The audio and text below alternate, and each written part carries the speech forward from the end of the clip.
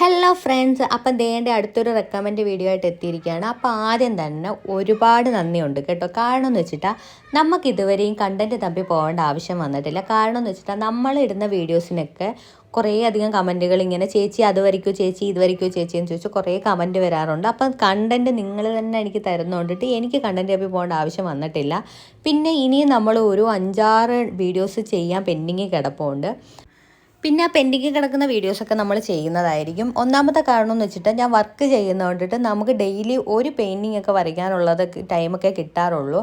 മിക്കപ്പോഴും ഞാൻ night time ആയിരിക്കും ഈ പെയിൻറ്റിങ് ഒക്കെ ചെയ്യുന്നത്. ചിലപ്പോൾ നൈറ്റ് ടൈമും ചെയ്യാനുള്ള ടൈം കിട്ടത്തില്ല.